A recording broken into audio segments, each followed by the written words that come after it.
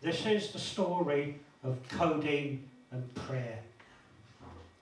Sunday morning early, and he stands on top of the stairs wearing a nightshirt and black beret, calling my name. Eager to please him, I go up the stairs 2 at a time, and there we stand together, father and son, not a word, not a gesture between us. Just the 2 coins he places in my upturned palms. I run back down the stairs across the road into the shop on the corner of our street. My dad wants codeine, I said. Then show me the money, the shopkeeper replied. And having learned the discipline of ritual from an early age, I placed the 2 coins neatly side by side on the counter before him. Bending down to the bottom shelf behind the counter, he pulled out a blister pack with a smile, happy as a magician who had just pulled a rabbit from the hat. Popping a blister, he held a single tablet up in the distance between us. For his perusal and mine I never knew. I thanked him politely, run out the shop, across the road, in through the door, up the stairs and into the room where he now sat on the end of his bed, still wearing a nightshirt and black beret, a Kerry man in London, looking for all the world like some eccentric artist in a suburb of Paris.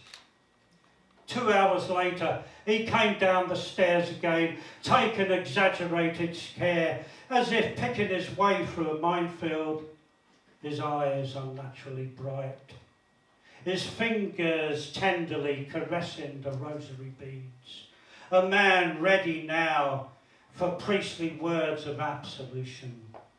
5 hours later, he came home again, smelling of sanctimony, stout beer and extra strong mints, a man made whole again, a codeine and prayer. Diolch yn fawr.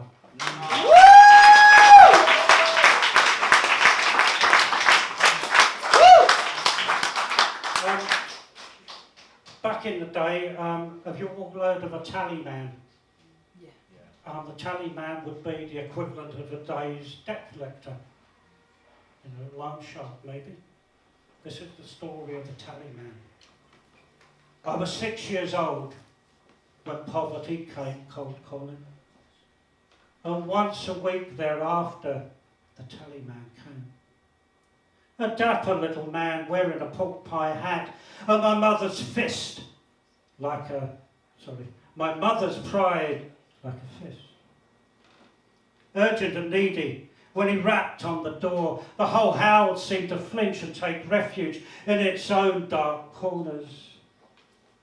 Rising from her chair in the scullery, my mother's knees creaked, her body sagged, and we followed her through the hallway, my little sister and I, a slow-moving procession through the once proud and prosperous heartlands of England.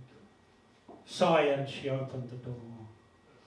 On a tweed jacket, neatly pressed trousers, and brown brogue shoes polished to a high-gloss finish. In one hand, he held a notebook. With the other, he tipped his hat. An age-old gesture of courtesy she acknowledged with a curt nod of her head. 1 shilling, we agreed, mister, she said.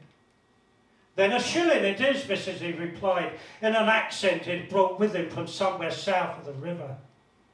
Emboldened by this courtly exchange, I stepped out from the shadow and into the light, looked down at his shoes, astonished to see there my own reflection splattered and smeared by the hot, fat tears of my mother's shame. Diolch yn fawr.